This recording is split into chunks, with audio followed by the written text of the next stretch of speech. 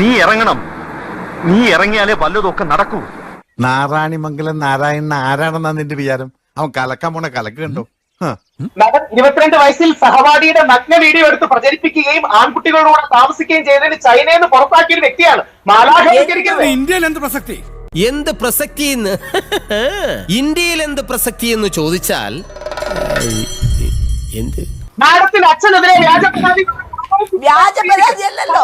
ഓ കുട്ടി കൃത്യമായി പറഞ്ഞിട്ടുണ്ടല്ലോ. എന്റെ ബുദ്ധിപരമായ നീക്കം കണ്ടിട്ട് എന്ത് തോന്നുന്നു? ഒന്നും തോന്നുന്നില്ല. അണയാൻ പോകുന്ന തീ ആളിക്കത്തും. കൊള്ളു. അല്ല രാഹുലിന്റെ അച്ഛനാണോ സിദ്ദിഖ്? രാഹുലിന് എത്ര അച്ഛനുണ്ട്? ഈ വ്യാജ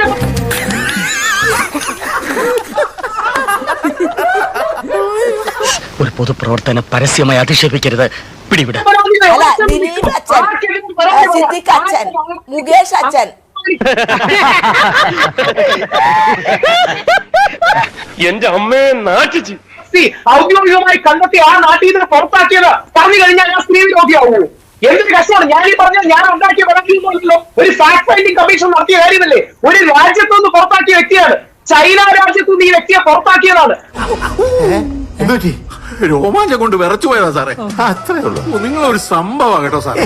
ഇതൊക്കെ നിസ്സാര. Women for speaking out may be a strategy to silence her which is hostile to the supremacy of the law എന്നും പറയുന്നുണ്ട്. കോടതി ഇക്കാര്യം കൃത്യമായിട്ട് പറയുന്നുണ്ട്. രാഹുൽ ഈ ചൈനയുമായിട്ട് വന്നു കഴിഞ്ഞാൽ ഞാൻ ചുമ്മാ പറഞ്ഞല്ലേ, ഞാൻ ചെറിയാൻ വേണ്ടി പറഞ്ഞതാ. വേണ്ട സാർ, വിവരമുള്ളവർ എന്തെങ്കിലും പറഞ്ഞെന്ന് വെച്ച് വിവരമില്ലാത്ത സാർ എന്തിനാ മറുപടി പറയാൻ പോകുന്നത്? Sorry sir. ഇന്നത്തെ കഴിഞ്ഞ് നാളെ ഇതേ സമയം ഇതേ സ്ഥലം. Go to your class.